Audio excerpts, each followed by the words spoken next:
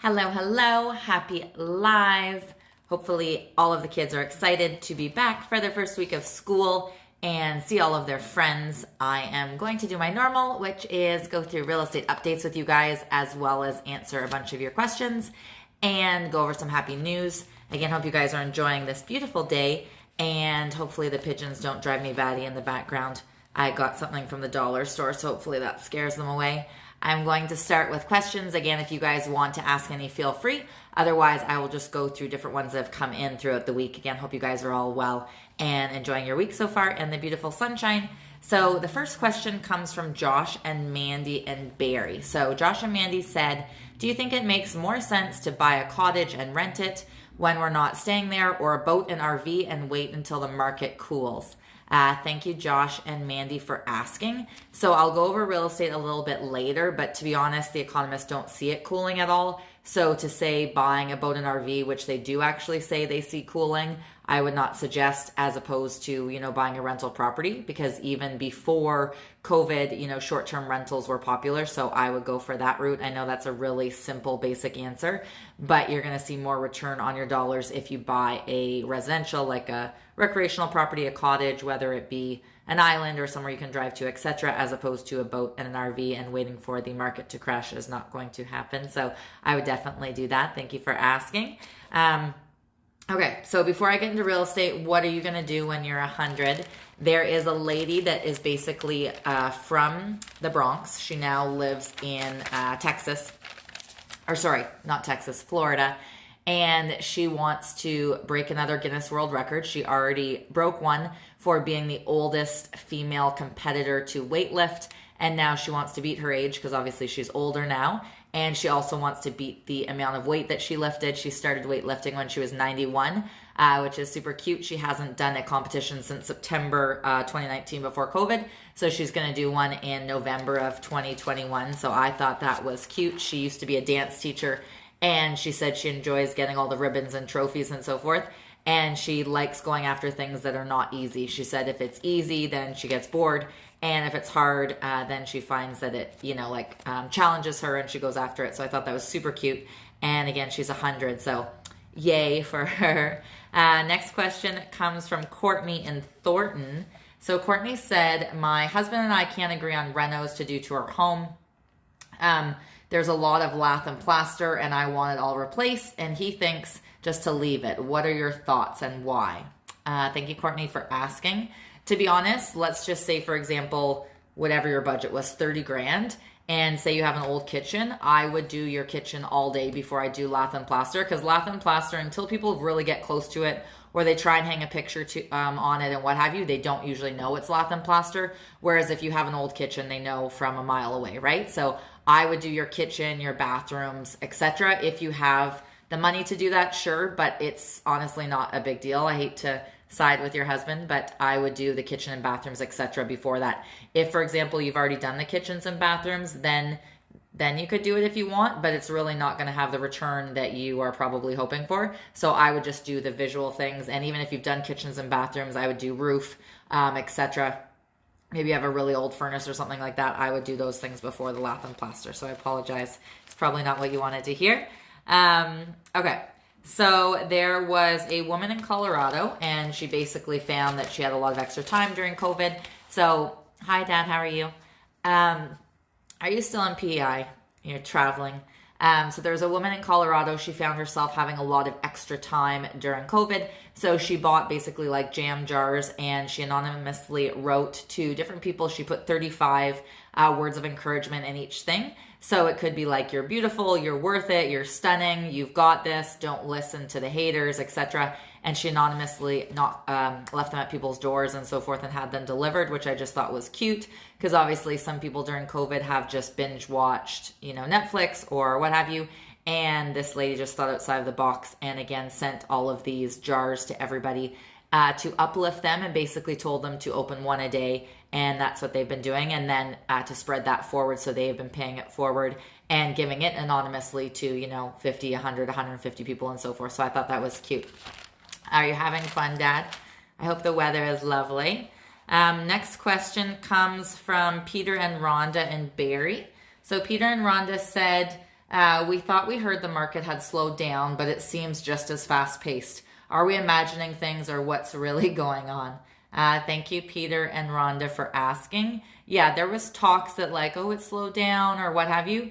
But to be honest, it hasn't. The only thing that's actually happened, so let's just say before you heard like, oh, our neighbor's home sold for 200,000 more and it was listed for 700, it sold for 900. Now it's still selling, you know, around 900, but now it's listing either 875 or 919. So 875 and they're holding offers. So they're not getting 200,000 over, but it's because they're, you know, listed higher, or they're doing 919 and they're not holding offers. So that's really the only thing that's changed. I'll go over the real estate stuff in a little bit. But yeah, it hasn't actually cooled. So I know maybe you want to hear that. However, if you're a seller, you don't want to hear that because then it kind of sucks that your neighbor got 900 and you might only get 7, which is not the scenario. So you can still get 9, obviously in that example, depending on where you live. It's just a bit frustrating as a buyer, okay? Okay, so what was the next thing? I think I had one thing before real estate. Oh yeah, there was a deaf dog missing for 2 days, and he was in Texas, and because obviously he was deaf, they like calling his name did nothing. So they sent people around looking in the neighborhood, and eventually they heard a dog coming from like a sewer grate. They have no idea how it got there, but after 11 hours of police and paramedics and construction workers and so forth, they use saws, they use not drills, I can't think of the word, jackhammers. They eventually got the dog out, and again, he was 15 years old and he was deaf, and he was reunited with his family and the 2 kids that they have. So I just like that because obviously everybody loves a happy story, and it was an older puppy, so he was probably scared in there. So I'm going to get into real estate, okay? Just a side note before real estate, if you guys want to nominate anybody for the $2,500 giveaway, we do that on the first of every month. So that was just this past Wednesday. We gave $2,500. So feel free to nominate somebody. They do have to live in Simcoe County, and they do have to be over the age of 18. They don't have to have any tie to Cripps Realty, and nobody in the past so far has. But on the first of the month, we will go and surprise somebody, and we don't tell why we pick somebody. It could be a happy reason, could be a sad reason, etc. We will never disclose their personal information, okay? So you can send us a video or a written submission to info@crippshomes.com. Again, info@crippshomes.com. And on the first of the month, we will surprise somebody with $2,500. And then not that it's Christmas yet, but eventually once we get to Christmas, we do $10,000 divided amongst 4 families. So $2,500 a family. So we'll get, you know, more stuff closer to Christmas. It's still hot outside, so I'm not thinking quite about Christmas yet. Hi, Marky. How are you? Okay. So in real estate, obviously, before the pandemic, Vancouver tended to always be the highest. Toronto was a very close second. But since the pandemic and people leaving and so forth, even with things like reopening and so forth, the common trend is still people leaving the city. So there's obviously been things, places breaking records like Oshawa, Burlington, Hamilton, Barrie, as you know. Even Windsor has broken records, and the new town/city to break records is Brantford. So Brantford just broke a bunch of records for August. So their average sales price went up over 36% over last year, and now their average sales price is over $706,000, which is pretty crazy for Brantford. If anybody knows Brantford. And basically, what was I going to say? Oh yeah, so there's 18.1% listings there. So even though their prices skyrocketed over 36%, they have 18.1% less homes. And when they compared it to the 10-year average, it was 59.9% less homes for sale. So again, our main problem is lack of inventory.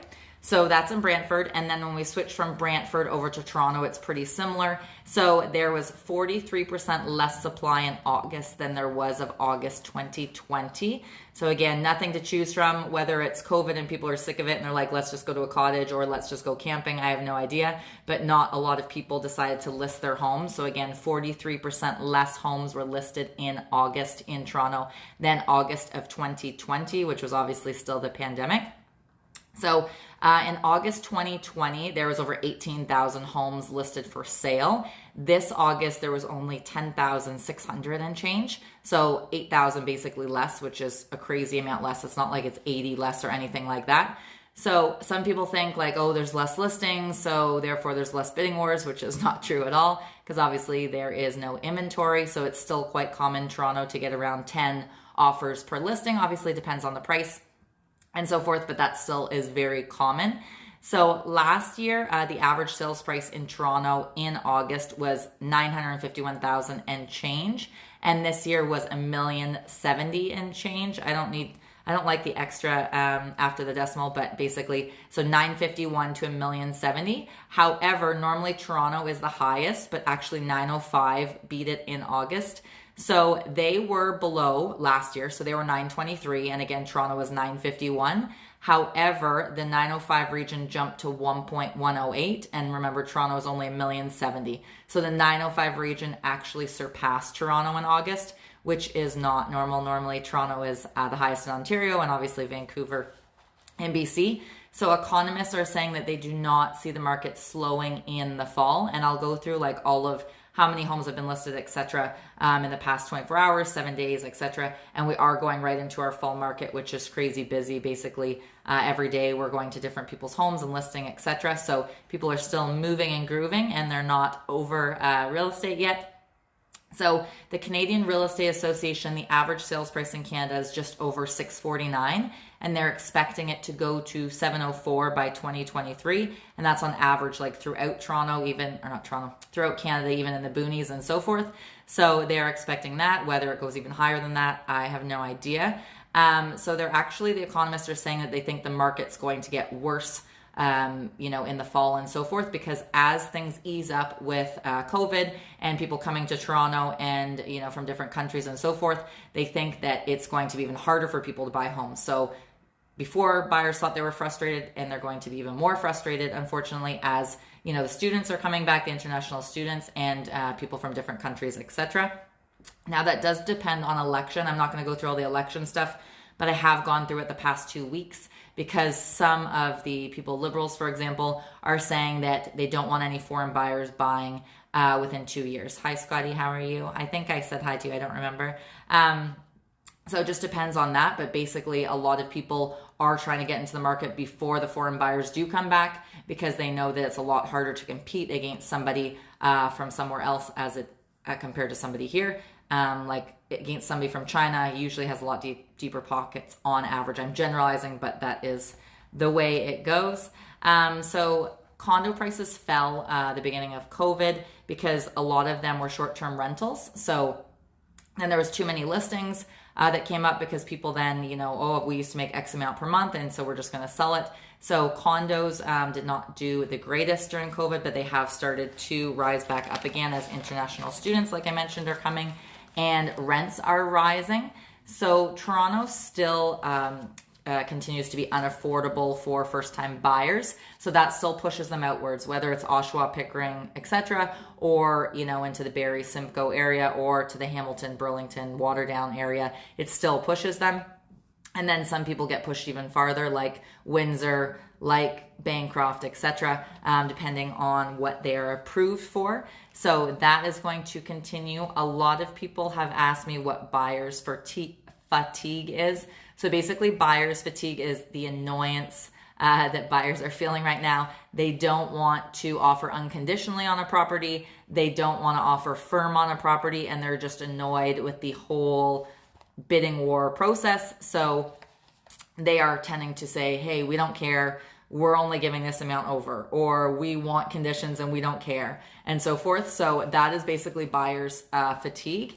The thing is, just because buyers have fatigue doesn't mean, like I said, that the prices have dropped. The sellers are just listing closer to their asking price, because they know that the buyers don't want to go 200,000 over, 280,000 over, 450,000 over asking, etc., like they were doing in February, March, and April. Okay, so buyer's fatigue. Also, a lot of people are talking about like wait and see. So a lot of people last year said, okay, we'll just wait and see. And then those people got incredibly frustrated when they waited and saw that the prices skyrocketed more.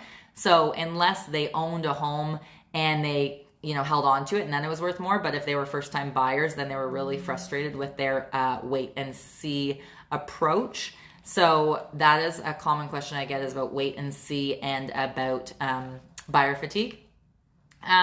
What else was I going to say?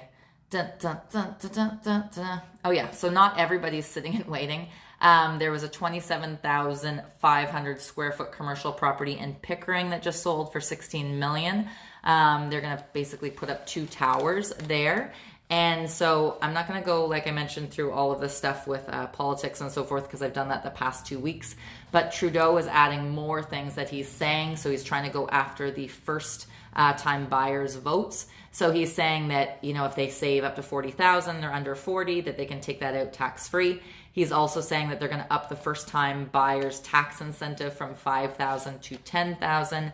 What else is he saying? Oh, he's saying he's going to cut CMHC, which is the Canadian Mortgage and Housing Corporation, which is insurance if you're putting less than 20%. He's saying that he's going to cut that 25%, which is around $6,100 a family. So he's saying that, and he's also saying that they're going to put $4 billion with a B, not an M, $4 billion dollar pool available for towns and cities for middle income housing. I already talked about, again, the previous weeks, what he said he's going to do for, 3 years, 4 years, etc. And 1.4 billion, blah, blah. I'm not going to repeat all of that stuff. But just he's added that since I did my last live. And just as a recap, he wants to have no bidding wars. No blind bidding wars. So he doesn't want 10 offers go in and people don't know what the other prices are. He wants them to be able to see, okay, somebody offered 900, somebody offered 925, kind of like you're at a silent auction, you can see. And if you want to pay something over that, you can. And if not, you don't. So that is what he is suggesting. Also, there was the biggest deal so far in 2021 since last Wednesday. It was in a place called Cambridge, Massachusetts, and it was basically the Microsoft building. It's nothing to look at, very pretty, I don't think, to be honest. It's only 17 stories. It didn't say like how long the lease was or whatever, but it sold for 1.05 billion with a B dollars, which is crazy. And as I mentioned, economists don't see the market going down at all, again, because of our lack of inventory that we had long before COVID and so forth.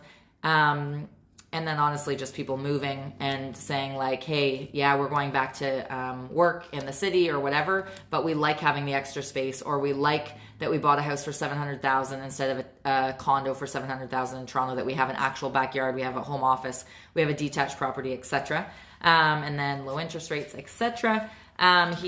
They did say, like economists on general, though, about boats and RVs going down, okay? Good evening, Bubba. Hope all is well. Prices are up in PEI, Dad. Yeah, I do. Sometimes I do just Ontario. Sometimes I do BC. Sometimes I do every capital. But today I'm not doing PEI, but they are up tons.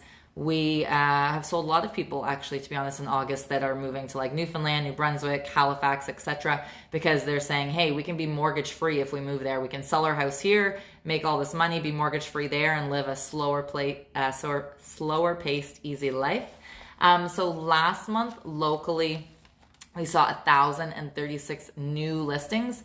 And of those new listings, 815 of them sold. And then the year before, there was 1,321. So again, 1,036 this year, 1,321 last year. So there was a lot more last year. And of the ones last year, there was 1,206 that sold. This year, again, there's only 815. So there was 21.6 less listings and 32.4% less sales. However, last year the average sales price was $594 in Simcoe County that same month, and this year it was $772. Okay, so $594 to $772 is up 29.9%. So yes, less homes sold, but for 29.9% more moolah. Okay, so in Simcoe, in the last 24 hours, so Simcoe divides from Bradford to Orillia, okay? So in the last 24 hours, there has been 45 new listings, just 24 hours, which is crazy, but it just shows the fall market, okay? And obviously it's just a Wednesday. Normally listings come up, to be honest, on Thursday or Friday. So there's been 45 new listings in the last 24 hours. 21 of those have already conditionally sold, okay? Just in 24 hours, they're already gone, almost half of them. And 28 of those went firm, okay? So there's 49 altogether that have either conditionally sold or went firm, and only 45 were listed. So then obviously 4 had to come out of the prior week. 24 people got keys to their home, so they were last minute moving right when school starts. And 1 price increased, 7 prices decreased by people, and 10 people canceled their listings and relisted. And then in the last 7 days in Simcoe County, there has been 165 new listings just in the week. I'm sure by next week it will be crazy too as well. I will update you on that next Wednesday. So 11 deals actually died in the past week, which we don't normally see. So it means 11 people didn't either like their financing or didn't get not insurance. Well, it could be insurance, or didn't like the inspection, etc. 69 of those went conditional already of the 165, and 169 sold firm. So 238 of the 165 listings are gone, which I know you think my math makes no sense. It just means that they went into prior week's listings and sold some of the older listings. 233 people got keys to their property, and 19 prices decreased, and 5 prices increased, and 39 people canceled and relisted. Now, even when people cancel, it doesn't mean go in a lower price, doesn't mean that they actually sell for a lower price. They might be, for example, $7.99 and they get 3 offers and they get $8.20 as the highest. Then they might change to $6.99 and then they might get 11 offers or 18 offers and sell for more than they had prior. So just because they went down in price doesn't actually mean that, prices are dropping, okay? In Barrie, in the last 7 days, there's been 38 new listings, and 15 of them have already conditionally sold. 39 have already sold firm. So 54 of the 38 listings are gone, which again has to go into last week because 54 is obviously higher than 38. So they have to go into last week's listings. 3 people decreased their price, one person increased their price, and 11 people canceled and relisted. And then in Innisfil, in the last week, there were 11 new listings. None of them went conditional, so nobody did conditional at all. However, 11 of them did buy firm, so no finance, no inspection at all. And 25 people got keys to their homes. 1 person canceled. And then in Aurelia, in the last week, there were 12 new listings. 4 of them went conditionally, 12 sold firm, again, going into the prior week's inventory. 17 people got their keys and 1 person canceled. And then in Oro, so just between Barrie and Aurelia in the past week, there have been 10 new listings. 5 of them already went conditional and 9 of them went firm. So obviously 14 out of the 10. So again, going into the prior week's inventory, just showing the lack of inventory. 12 people got keys and 2 people canceled and relisted. And then in Springwater, which is just northwest of Barrie, there were only 7 new listings in the last week. 2 of them already went conditional, 9 went firm, again 11 out of the 7. So again, going into past inventory. 8 people got keys to their properties and 3 people canceled. Okay, the next question comes from, let's see, Craig and Aurelia. So Craig and Aurelia said, I have a cottage at Airbnb in Huntsville and 1 in Bancroft. Do you think once COVID is over and people are traveling more that they won't be as lucrative and I should sell them while I can? Thank you, Craig, for asking. To be honest, I had Airbnbs before COVID and they were popular before COVID. So people are still going to go to Airbnbs. They might not, let's just say, for example, you're charging $800 a night. You might only be charging $600 a night, for example. So it might not have the same, rate of ROI or so forth, your return on your investment. But they're still going to be popular, and even by then you're going to have more reviews, etc. And there are also lots of people are not necessarily travelers. Like, let's just say they have a bunch of kids, and to put them all on a plane and what have you, like, they don't do that. My mom, I know when I was growing up, we went to Bancroft, for example, Baptiste Lake, because it was, I don't really know, I was a kid, but it was closer. and we just didn't fly anywhere, right? So there's still going to be lots of people, and then it's also more apt for, let's just say, friends or sisters or so forth to split on a cottage as opposed to everybody flying somewhere. So they're still going to be popular, and they're only making so much water, right? So if you own 2 waterfront properties, assuming that they're waterfront, unless they're across the street, there's only so much of them. So the more that you build up in your revenue and so forth, and you can show the books like, hey, and this year I made this amount, and this year I made this amount, and so forth. When you do go to sell it, it's that much more beneficial because you're actually selling a business as opposed to like a dream of like, hey, maybe you can rent it for this or whatever, where you can actually show people the book. So I personally wouldn't. I would just keep them. If there's something you don't like about it, for example, you have a holding tank and you'd rather have a septic system and you want to sell it for that reason and buy something else with a septic system, then sure, maybe you want to go from a 2-bedroom to a 4-bedroom or something like that. But I wouldn't just get rid of them thinking that, after COVID, they're not going to rent, because they will still rent. So thank you, Craig, for asking. So 8 out of 10 people that were just surveyed in over 24 countries said that they are more healthy since COVID. I don't think I'm one of them, but there was 13,000 people surveyed. And again, 82% said they're taking steps to better themselves since COVID. And 81% basically said the pandemic was like the push that they needed towards that. 56% people said they can either run or exercise and not be out of breath like they were before COVID. 48% of people said they have lost weight since COVID. And of the 13,000 people surveyed, they on average spent $286 a year on vitamins or supplements. And basically people said they were either exercising more, they were eating better, they were buying less junk food, they had downloaded some kind of a fitness app, they were sleeping regularly, they were taking the stairs more than the elevator and so forth.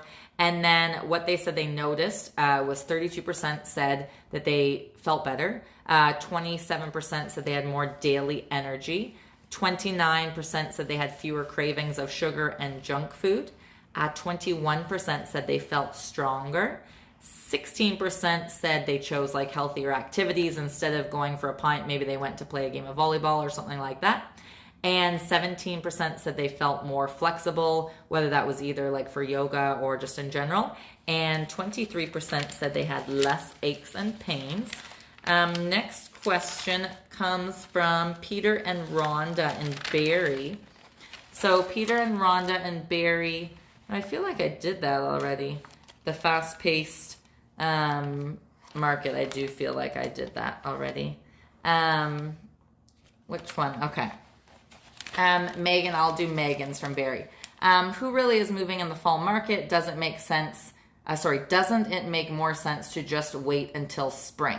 Thank you, Megan, for asking. So people are always still moving in fall market regardless of COVID. Spring market, fall market are both equally as busy. Fall market just isn't as long as the spring market. So normally the people in the fall market are either the people that didn't get their renos done ready for springtime, especially with COVID and delays, etc., or they're the people that, let's just say they broke up or they got a new job, or they realize that they are going to be working from home or so forth, or their kids are not yet in school, so they don't worry about school transfers, or they're going to stay in the same school district, or their kids are older and they drive, etc. So that is who normally is in the fall market, but it is very busy. Like I was saying, the 165 new listings, in the past, I forget what it was, 24 hours. It's still crazy. So that is basically the fall market. And then to be honest, you have less competition in the fall market than the spring market. So let's just say, for example, your home doesn't have an ensuite, or it doesn't have inside garage entrance, or it doesn't have a fenced yard. In the spring market, you're going to be against more people that probably have those things, whereas right now you're not, and really there's nothing to choose from, but there's still tons of people that want to move before, again, all of the foreign buyers come and start buying up real estate. So there's still tons of people. So fall market is still super hot. What is the next thing? Oh yeah. A man was singing, basically. He was a plumber. He's 49, and he was singing, doing this ensuite at this client's home, and he had no idea he was a record producer or something like that. And the man kind of asked him, hey, I hear you singing every day to the radio, blah, blah. Turns out the guy was in the band in the 90s. And he said, I want to do a record with you. So he finished his bathroom and then did a record, which I just thought was cute because lots of people don't sing out loud or only sing while they're by themselves or something. And this got this guy a great opportunity. So I just thought it was cute. And that was in England, actually. Okay. I feel like I had that question that I said that Peter, who did I miss here? I just want to see if I missed somebody.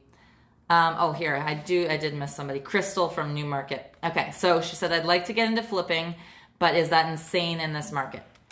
Crystal, thank you for asking.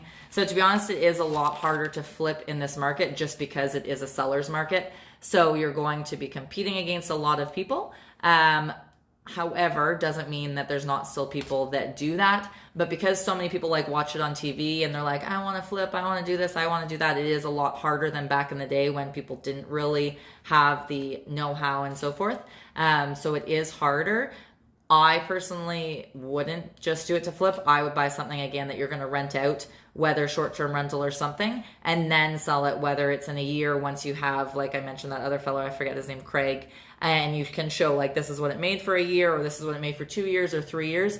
It's going to be a lot easier to sell that than it is just to sell a home that they can see that you just bought it and you just bought it for $600 and now you're trying to sell it for $950 and all you did was put an IKEA kitchen in it. So it is a lot harder. I would just try and find something that you can either, again, short-term rental or make it into a multiplex. Say it's currently a single family dwelling and you can make it a legal duplex. Maybe you can add a garden suite in the back, which is like those garages that have like a little 400 square foot unit in it.